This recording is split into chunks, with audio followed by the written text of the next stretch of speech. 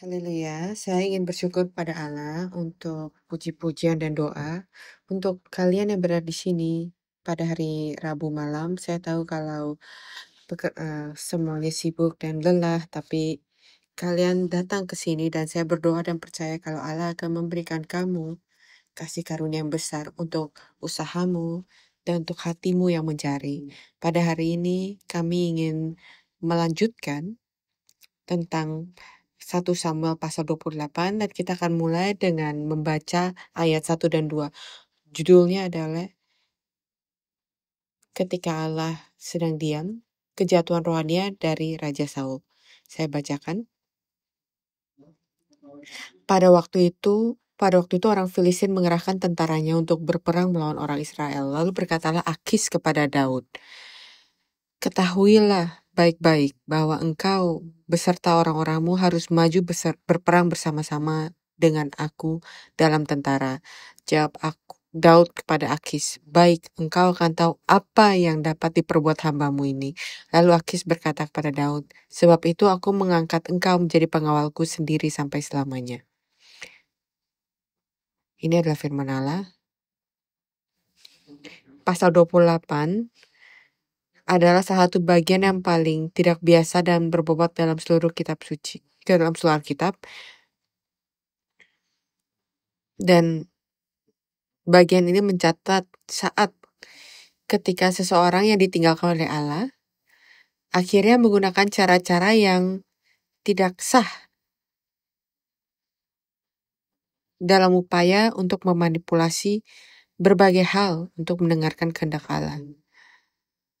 Dengan kata lain, ketika orang jatuh dari Allah dan masih mencoba untuk bertindak seolah-olah ia mengikuti dan percaya kepada Allah, apa yang akan terjadi?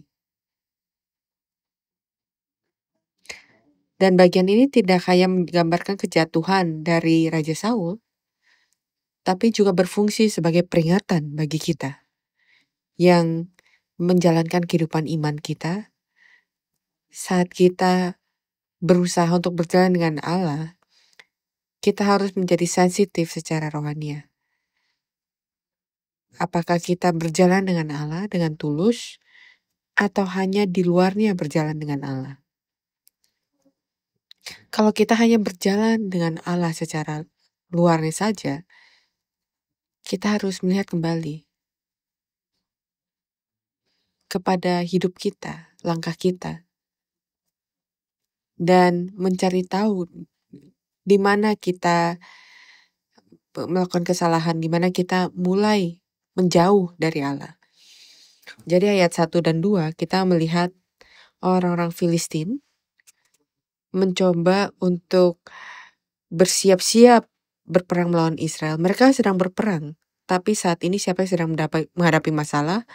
Daud. Kalian ingat minggu lalu kita belajar kalau Daud pergi ke Filistin, Pak, dan ia tinggal di sana jauh dari Raja Saul, dari kejaran Raja Saul, dan ia menjadi teman yang baik dengan Akis, raja orang Filistin. Dan Akis berkata, "Saya akan menjadikan kamu menjadi pengawalku selamanya." Dan Daud itu kedengarannya seperti ia setuju dengan dia dan berjanji dengan Raja Filistin ini. Dan itu adalah salah satu aspek lain di mana umat Allah yang sedang mencoba mengikuti Allah dengan sepenuh hati sekarang sedang tergoda. Dan sekarang cerita ini kembali ke cerita Raja Saul dan melihat masalahnya. Jadi kita akan lihat ke ayat 3-6. Adapun Samuel sudah mati, seluruh orang Israel jadi sini tiba-tiba berbicara tentang Samuel sudah mati. Kapan dia mati? Dia mati di pasal 24-25 kan? Jadi di sini katakan, adapun Samuel sudah mati, seluruh orang Israel sudah meratapi dia dan mereka telah menguburkan dia di Rama di kotanya.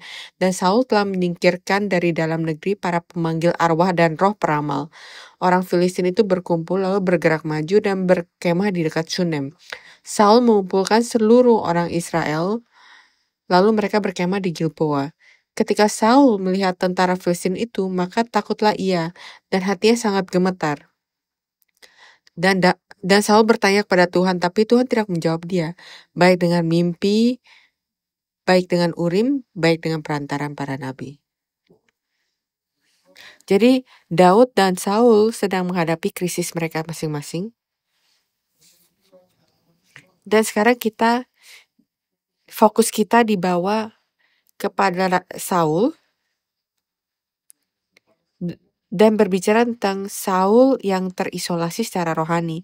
Bahkan Nabi Samuel yang kepadanya yang dimana Saul dan Daud bergantung kepada Nabi Samuel untuk mendapatkan petunjuk dan bimbingan Allah, ia juga sudah meninggal. Tidak ada yang bisa memberitahu pada dia apa yang harus dilakukan, apa yang benar untuk dilakukan ataupun untuk memarahi dia. Dan dikatakan tidak ada mimpi, tidak ada nabi, tidak ada urim yang memberitahukan kehendak Allah. Dan dikatakan ketika Saul bertanya kepada Tuhan, kepada Allah, artinya Saul berdoa kepada Allah, tidak ada jawabannya. Bagaimana perasaan kamu saat itu? Allah memberikan keheningan kepada kamu. Kamu berdoa kepada dia, tidak ada jawaban. Allah tetap diam. Karena kita tahu kenapa kan? Karena Saul terus tidak taat. Berulang-ulang kali, ia sombong. Ia keras kepala, terus melakukan caranya sendiri. Jadi keheningan Allah ditunjukkan merupakan penghakiman untuk dia. Jadi ada ekspresi di sini ketika Allah memberikan keheningan atau diam terhadap seseorang. Kalian ingat Abraham? Di Kejadian pasal 16 ayat 16 dikatakan Abram berumur 86 tahun ketika Hagar melahirkan Ismail baginya. Iya kan? Apakah Allah menginginkan itu? Apakah ini janji Allah? Enggak kan? Lalu lihat di ayat berikutnya, yaitu Kejadian pasal 17 ayat 1, dikatakan, kalian ingat ya, berapa umur Abraham pada saat itu? 86 tahun. Lalu ayat 17, pasal 17 ayat 1, ketika Abraham berumur 99 tahun. Berapa lama itu? 99 dikurang 86, 13 tahun. Itu perhitungan termasuk 14 tahun ya berarti. Jadi Allah tidak berkata apapun kepada Abraham, tidak ada interaksi selama 14 tahun. Bagaimana kamu merasakannya? Perasaan kamu, tidak ada jawaban dari Allah dan kamu berdoa dan kamu merasa tidak ada yang mendengarkan kepada kamu, Allah tidak ada di sisi kamu selama 13-14 tahun. Kenapa? Karena Abraham bertindak melawan kehendak Allah. Ia bertindak tanpa iman dan tanpa ketaatan. Kita sebut itu ketidakpercayaan dan ketidaktaatan.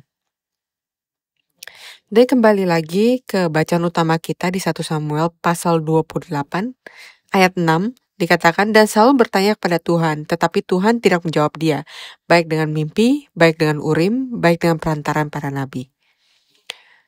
Jadi kondisi rohani Saul, itu adalah contoh buku teks seseorang yang telah meninggalkan Tuhan. Seorang yang ditinggalkan oleh Allah. Secara lahiriah ia mempertahankan penampilan religius, tapi secara rohani ia telah lama kehilangan hadirat Allah. Jadi saya benar-benar berdoa tidak ada seorang seperti itu di gereja kita. Tapi kalaupun hal itu terjadi pada salah seorang dari kita, apa yang harus kita lakukan? Bahkan di dalam hubungan manusia,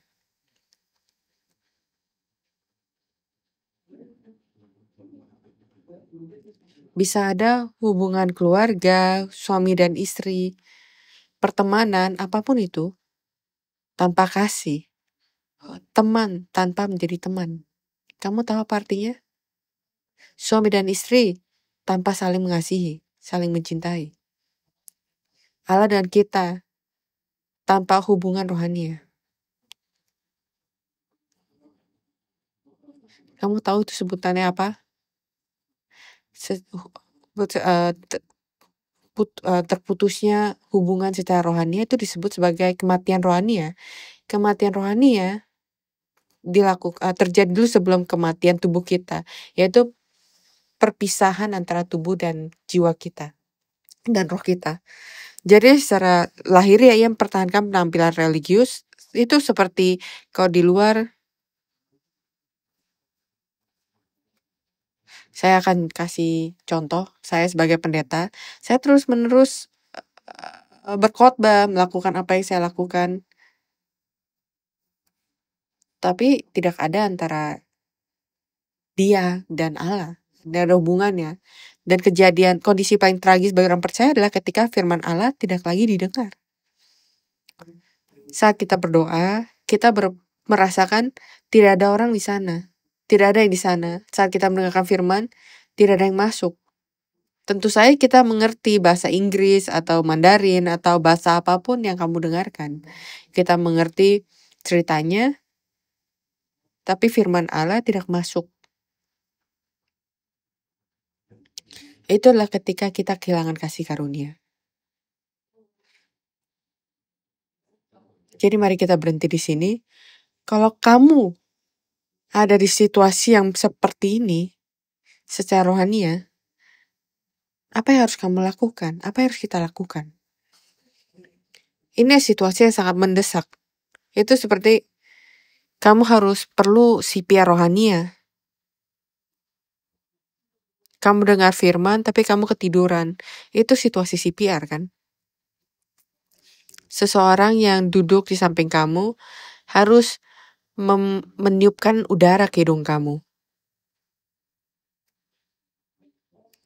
Tapi lebih dari itu, secara rohani kamu baca Alkitab atau kamu dengar firman, itu gak masuk. Apa yang harus kamu lakukan? Berhenti pergi ke gereja, mungkin ini bukan untuk saya, tidak terlalu menarik. Kita harus melakukan sesuatu kan? Jadi apa yang dilakukan oleh Saul? Usaha Saul untuk tahu kehendak Allah, ayat 7-14.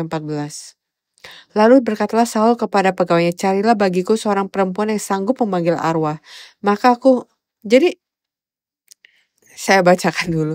Maka aku hendak pergi kepadanya dan meminta petunjuk kepadanya. Para pegawainya menjawab dia, di Endor ada seorang perempuan yang sanggup memanggil arwah.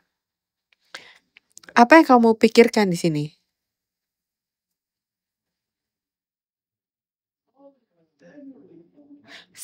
Nabi Samuel sudah tidak ada. Dan tidak ada orang yang bisa memberitahukan kehendak Allah. Jadi ia pergi mencari pemanggil arwah. Apa yang kamu pikirkan? Bagaimana pendapat kamu? Apakah Nabi Samuel tidak lebih baik dari pemanggil arwah? Apakah dia hanya pemanggil arwah yang paling hebat? Ia pilihan pertama, jadi kalau ia tidak punya Nabi Samuel lagi, ia pergi ke pemanggil arwah yang lain. Apakah itu cara ia menganggap Allah dan nabi-nabi? Lalu ketika kamu tidak bisa mendengarkan firman Allah, kamu tidak bisa berdoa kepada Allah, kemana kamu pergi? Itu menunjukkan kepada kamu bagaimana kamu percaya kepada Allah. Ayat 8. Lalu menyamarlah Saul, ia mengenakan pakaian lain dan pergilah ia dengan 2 orang. Ketika mereka pada waktu malam sampai kepada perempuan itu, berkatalah Saul, cobalah engkau menenung bagiku dengan perantaraan arwah dan panggillah supaya muncul kepadaku orang yang akan kusebut kepadamu. Coba kamu pikirkan. Ia menyamar, artinya ia melepaskan pakaian kerajaan dia jubah dia. Kamu lihat apa yang terjadi? Ia melepaskan baju dia sendiri kan dengan sendirinya. Lalu ia memakai pakaian lain dan pergi dengan 2 orang, dan dia pergi pada perempuan itu waktu malam. Kenapa ia harus menyamar? Coba kamu pikirkan. Kamu ingat kalau kita baru membaca yang di atas? Ayat berapa? Ayat 3. Dan Saul telah menyingkirkan dari dalam negeri para pemanggil arwah dan roh peramal. Ia sudah menyingkirkan para pemanggil arwah dan roh peramal, tapi sekarang ia pergi ke salah satu orang itu. Jadi kalau ia ketahuan, itu skandal kan? Iya, akan ada di berita. Jadi ayat 9. Tetapi perempuan itu menjawabnya, tentu engkau mengetahui apa yang diperbuat Saul, bahwa ia telah melematkan dari dalam negeri para pemanggil arwah dan roh peramal. Dia ketakutan karena ia melakukan sesuatu secara ilegal kan. Jadi raja bilang ini ilegal, kamu harus diusir, tapi seseorang datang dan mungkin akan melaporkan dia. Dia bilang, tentu engkau mengetahui apa yang diperbuat Saul, bahwa ia telah melenyapkan dari dalam negeri para pemanggil arwah dan roh peramal. Mengapa engkau memasang jerat terhadap nyawaku untuk membunuh aku? Jadi dia cuma ngecek apakah ia hanya mata-matai dia atau mencoba menangkap dia. Lalu bersumpahlah Saul kepadanya, demi Tuhan, katanya, demi Tuhan yang hidup, tidak akan ada kesalahan tertimpa kepadamu karena perkara ini. Cek, kamu apa yang akan ada dalam pikiran kamu setelah kamu baca ini?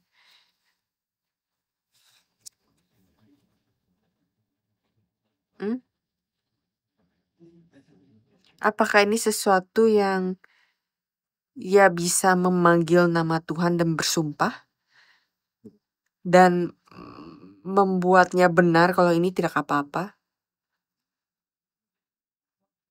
Dia menggunakan sesuatu yang Allah suruh dia tidak boleh lakukan. Ia melakukan sesuatu melawan firman dan hukum Allah. Ya, artinya ia menggunakan cara yang berdosa, tapi ia berkata, nggak apa-apa. Saya menggaransikan ini dengan nyawa Tuhan. Ini kedengarannya seperti sesuatu yang sangat menyeramkan yang ia lakukan. Tapi kita juga harus berhati-hati. Kadang-kadang kita secara casual mencampurkan firman Allah, hal gereja, dengan pikiran saya, cara saya sendiri. Kenapa ia ada di sana? Kenapa ia pergi ke sana? Ayat 11. Sudah itu bertanya perempuan itu, siapakah yang harus kupanggil supaya muncul padamu? Kamu ingat kalau Saul berkata, saya akan kasih kamu nama dan kamu bawa orang itu?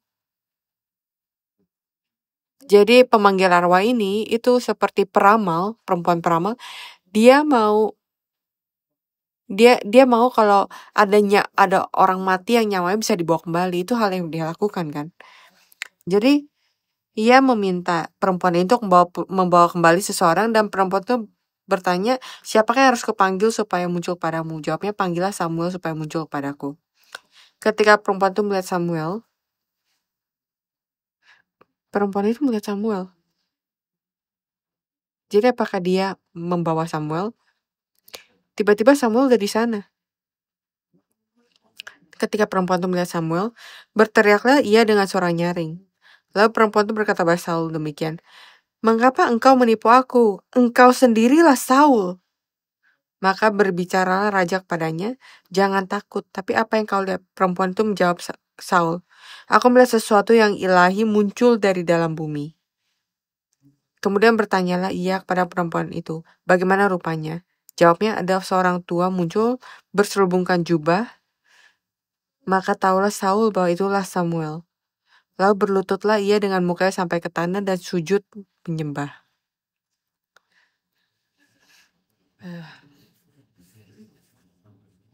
Ini adalah salah satu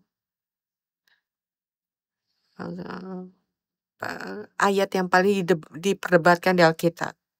Apakah ia benar-benar membawa Samuel? Apakah itu benar-benar roh Samuel yang kembali? Atau apakah itu adalah iblis yang bertindak seperti Samuel?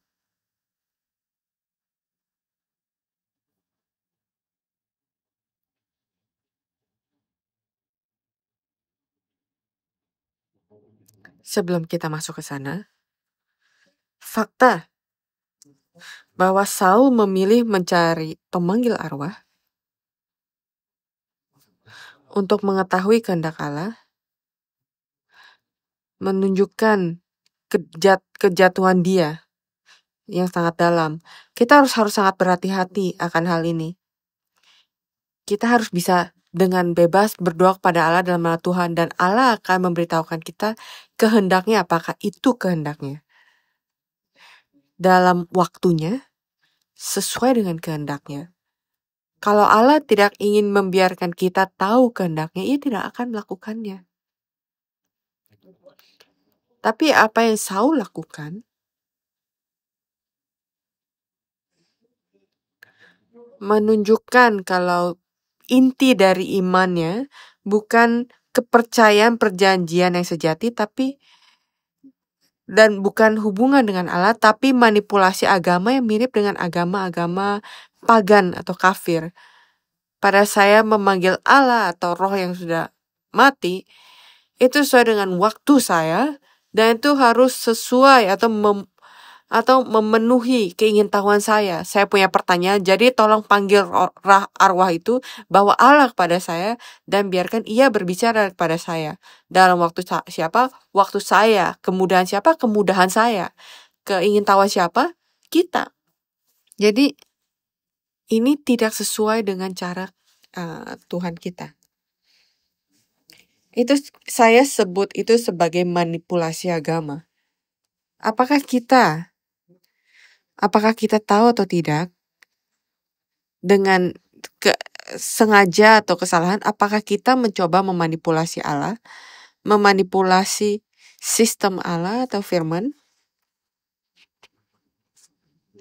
supaya itu bisa cocok dengan saya, seolah-olah saya adalah pusat dari dunia ini, dan ia harus menyesuaikan diri dengan saya atau menjawab saya.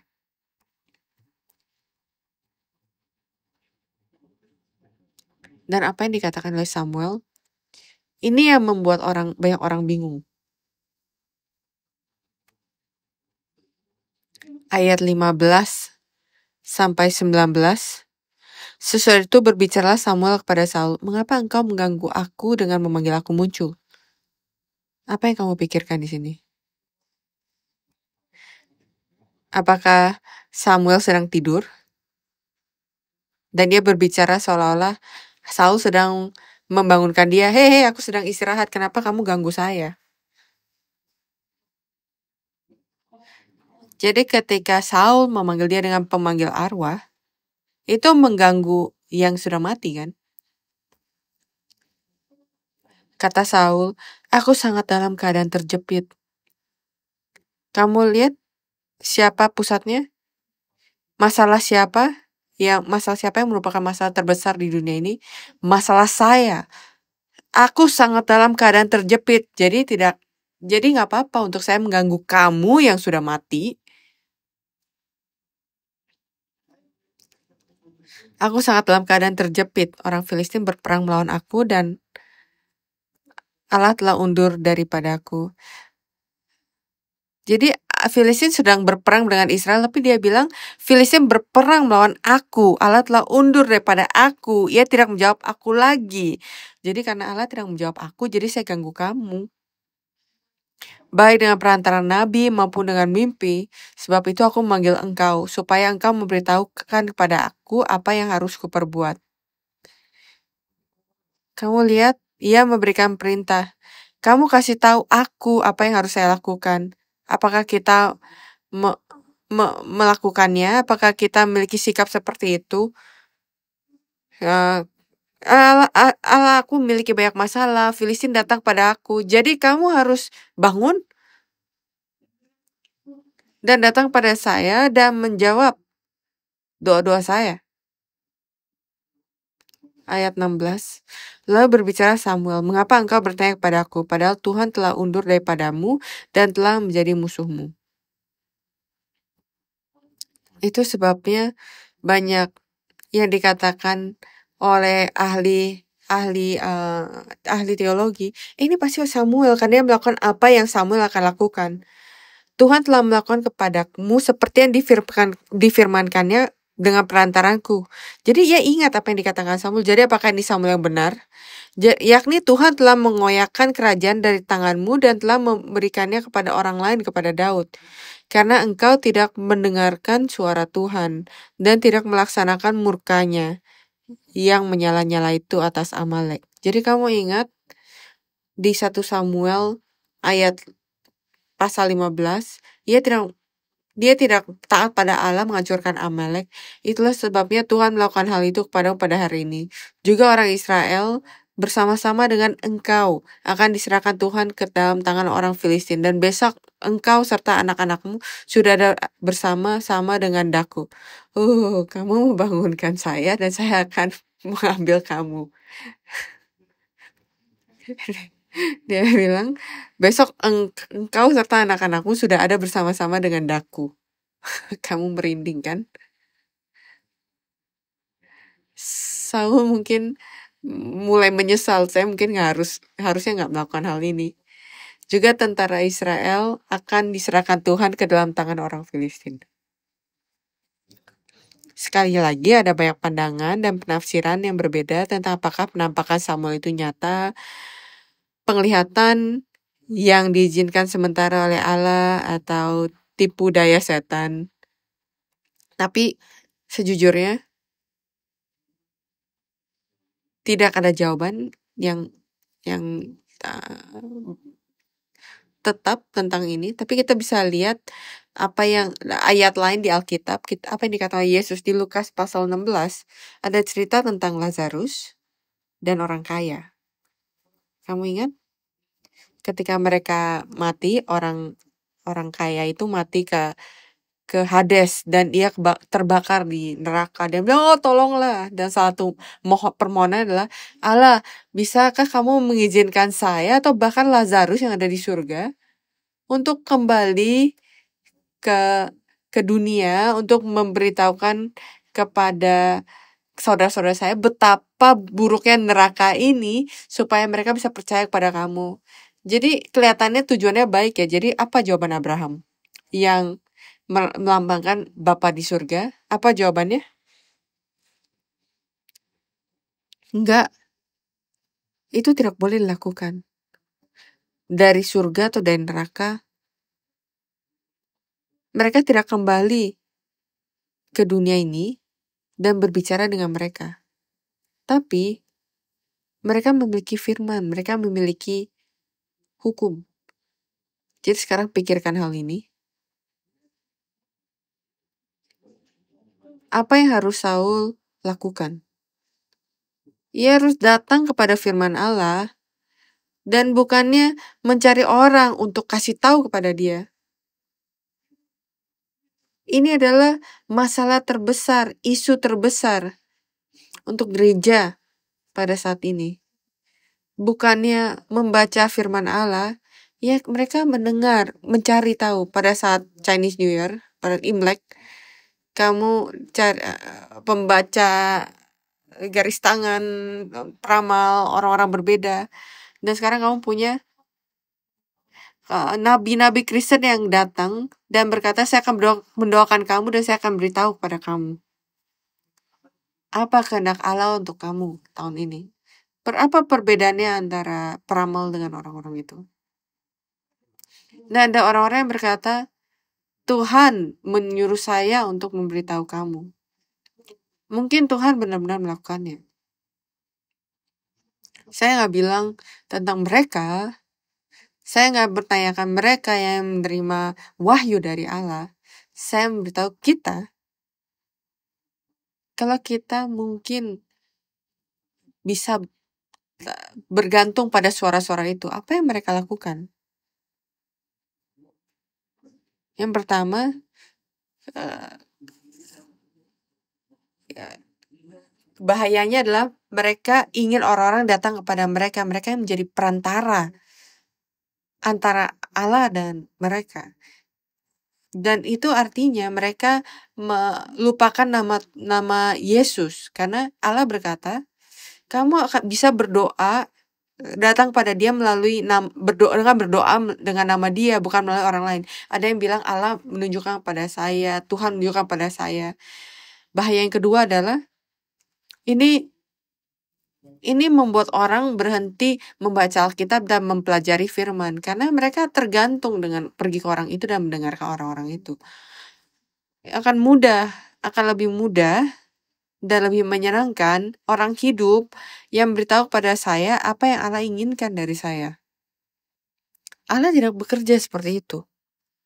Yesus berkata, saya beri kamu Alkitab. Kalau mereka tidak bisa baca Alkitab, terlalu buruk. Kamu tidak bisa kembali dan memberitahukan pada mereka kalau neraka itu panas. Dan ini sangat penting untuk tahu, mengimitasikan orang mati, meniru orang mati adalah satu tindakan roh jahat. Dan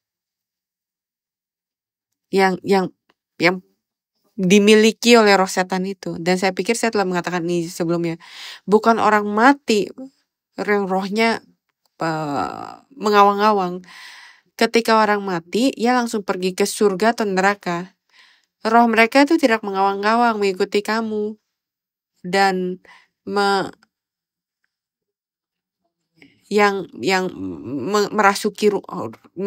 merasuki orang atau rumah itu, tapi roh jahat yang melakukan hal itu. Roh jahat itu sangat pintar untuk meniru orang mati.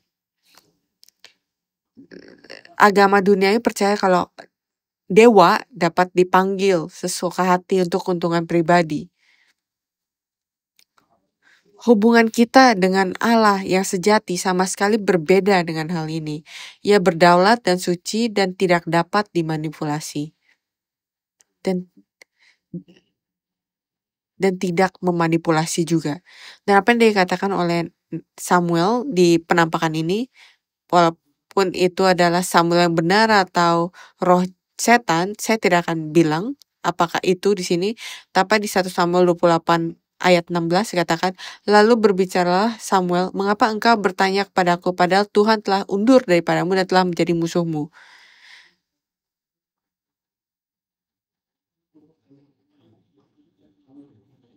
Ayat 17, Tuhan telah melakukannya kepadamu seperti yang difirmankannya dengan perantaranku. Tuhan telah mengoyakkan kerajaannya dari tanganmu dan telah memberitakan kepada orang lain, kepada Daud.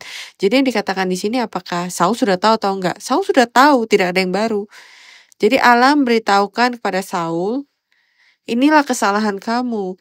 Ini di mana kamu menjauh. Ini di mana saya mengingatkan kamu dan itu adalah saat di mana kamu harus bertobat.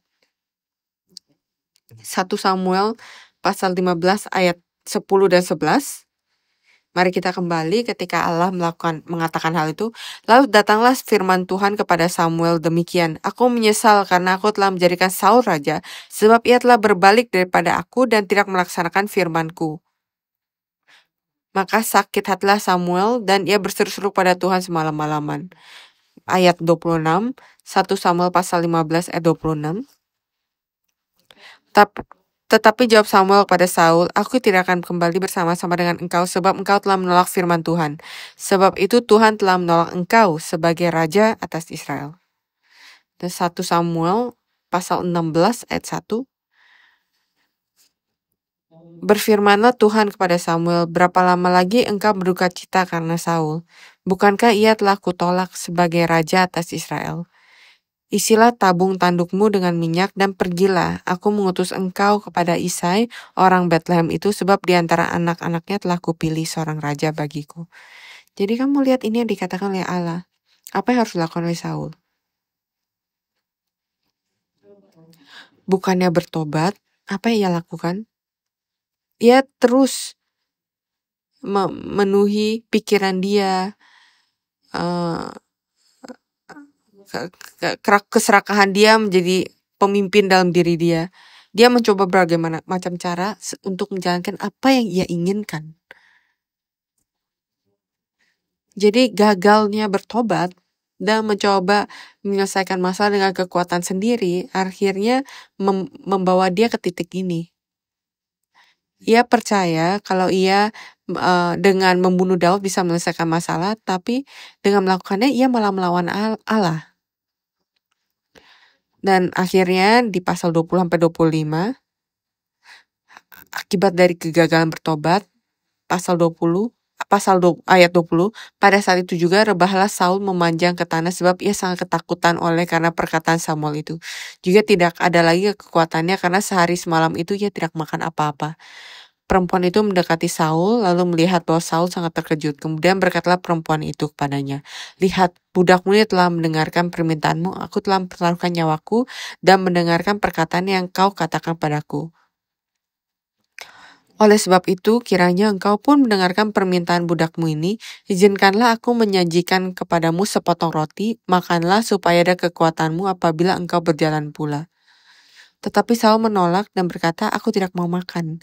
Tapi ketika para pegawainya serta perempuan juga mendesak, maka didengarkannya permintaan mereka. Lalu bangkitlah ia dari tanah dan duduk di balai-balai. Perempuan itu mempunyai seekor anak lembu tambun di rumahnya, maka segeralah ia menyelembih itu, ia mengambil tepung, diremasnya, dan dibakarnya menjadi roti yang tidak beragi. Dihidangkannya lah semuanya itu ke depan Saul dan ke depan para pegawainya, lalu mereka makan, kemudian bangkitlah juga dan pergi pada malam itu juga. Saul benar-benar tak berdaya di hadapan firman Allah. Tidak peduli apakah ini benar-benar roh Samuel atau setan, tapi apa yang ia dengarkan adalah firman Allah. Kalau Allah telah katakan pada dia melalui Samuel sebelumnya di pasal 15 dan 16. Pada saat mendengarkan firman Allah, itu menjadi firman penghakiman. Dia jatuh ke tanah tanpa kekuatan. Dan kalau kita kehilangan firman Allah, saat Allah benar-benar meninggalkan kita kehilangan kekuatan kita. Itu dimulai dari roh, dan kemudian jatuhnya kehidupan jasmani Saul. Kesimpulan, apa yang harus kita lakukan ketika Allah diam? Apa yang harus kita lakukan? Jadi mari kita berhenti menipu diri kita sendiri, dan kita berhenti menipu orang lain, seperti Saul. Ketika secara luarnya, ia pura-pura percaya kepada Allah. Saul adalah contoh mereka yang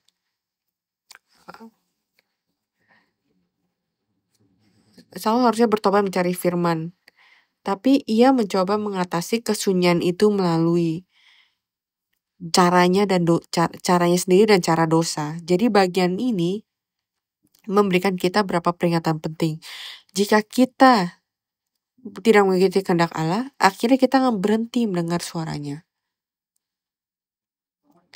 Allah mengingatkan kita dan mencoba mengingatkan kita lagi, dan kalau kita terus melawannya, maka Allah akan berhenti berbicara dengan kita. Yang kedua, iman yang dangkal tidak berdaya di saat-saat krisis. Iman yang dangkal tidak berdaya pada saat krisis. Iman yang benar masuk ketika saat krisis. Iman yang dangkal, yang iman yang sebenarnya yang datang dari firman Allah, akan kembali ke firman Allah dan akan menemukan solusi. Iman yang sebenarnya akan kembali kepada Allah. Sama seperti anaknya sendiri. Bahkan ketika Allah memarahi anak itu kembali kepada bapaknya kan. Tapi iman yang dangkal tidak akan kembali kepada Allah. Tidak akan kembali pada firman. Itu akan seperti Saul yang mencari pemanggil arwah itu. Itu akan mencari cara duniawi untuk bisa kembali keluar dari masalah itu. Yang ketiga, membenarkan dosa atas nama Allah mengundang penghakiman yang lebih besar. Saul membenarkan apa yang ia lakukan dengan nama Allah. Ia bahkan pesan-pesan. Ia bilang, ini adalah pesan Kristen, ini adalah pesan dari sesama orang Kristen. Apakah itu benar-benar firman Allah? Atau itu adalah Kristen dalam nama Allah yang memberitahukan apa yang mereka pikirkan atau apa yang kamu ingin dengarkan? Membenarkan dosa dalam nama Allah akan mengundang penghakiman yang lebih besar. Yang keempat, keheningan Allah adalah undangan untuk bertobat. Yesus juga hening kan pada hari keberapa? Hari keempat dari Minggu Sengsara. Itu adalah undangan untuk bertobat. Tapi Yudas pada hari itu malah pergi untuk menjual Yesus. Keheningan Allah itulah undangan untuk bertobat. Bukan masalah yang harus diselesaikan dengan cara manusiawi atau duniawi. Jadi yang terakhir, sebagai kita refleksi diri, apakah saya benar-benar hidup dalam kasih karunia Allah akhir-akhir ini? Atau apakah saya hanya menjaga bentuk kehidupan Kristen? Atau saya benar-benar memiliki firman dan kasih karunia? Apakah saya telah hidup menurut keinginan saya sendiri sambil mengabaikan firman Allah hanya untuk mencari Dia di saat-saat sulit?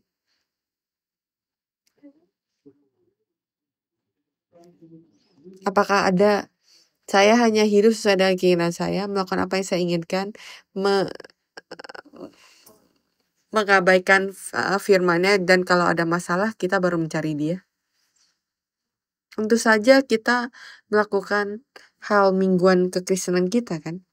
Dan yang terakhir, kita harus bertanya, apakah ada kecenderungan dalam diri saya untuk mencari jawaban Allah tanpa pertobatan sejati?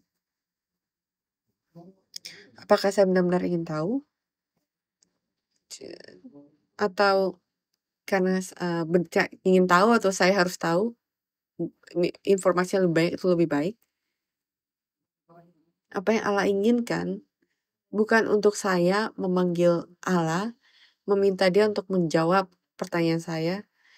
Apa yang Allah ingin saya lakukan adalah saya datang pada Dia dan bertobat. Jadi saya benar-benar berdoa, dan saya tidak menuduh kamu untuk hal ini, tapi kita semua, terutama saya sendiri, harus berhati-hati untuk hal ini. Kalau kita tidak hanya menjadi tong kosong, di luar saya kelihatan seperti tong yang bagus, tapi di dalam saya kosong. Mari kita berhati-hati, mari kita berdoa dengan sungguh-sungguh. Kalau gereja kita, dari pendeta sampai seluruh jemaat, bahkan sampai ke bayi, kalau kita akan dipenuhi oleh Roh Allah, kasih karunia Allah, mari kita menjadi orang Kristen yang sebenarnya. Dan ini sangat mudah, sangat-sangat mudah untuk menjadi seperti Saul kalau kita tergelincir. Tapi bahkan ketika kita terpleset, ada sesuatu yang disebut undangan Allah untuk bertobat. Allah menunggu kita. Allah memberi kita kesempatan. Jadi mari kita tidak keras kepala seperti Saul, dan mari kita kembali kepada Allah. Amin. Dan saya percaya kasih karunia Allah akan menyelamatkan kita. Roh Kudus Allah akan menuntun kita. Dan Dia akan menjadikan kita jemaat yang sesungguhnya yang mengizinkan kita mendapatkan kemenangan. Allah Bapa, kami bersyukur karena memberikan kita peringatan melalui Raja Saul pada saat ia jatuh pada akhirnya, kejatuhan dia. Tapi Bapa, tolong bantu kami untuk bisa berpegang pada firman-Mu, bantu kami untuk bisa dipenuhi oleh kasih karunia-Mu. Kami tidak bisa melakukannya sendiri dan kami berdoa Engkau bisa menolong kami, Roh Kudus-Mu bisa memenuhi kami. Tolong bantu kami untuk bisa datang pada firman-Mu pada saat masalah dan berdoa kepada kamu dan kita bisa menjawab undangan-Mu untuk bertobat. Semoga anggota gereja Sion bisa tulus dan menjadi jemaat kudus yang sejati pada akhir zaman yang dimana Engkau akan memberkati kita, memberikan kemenangan. Kami bersyukur atas kasih karunia-Mu dalam nama Yesus kami berdoa. Amin.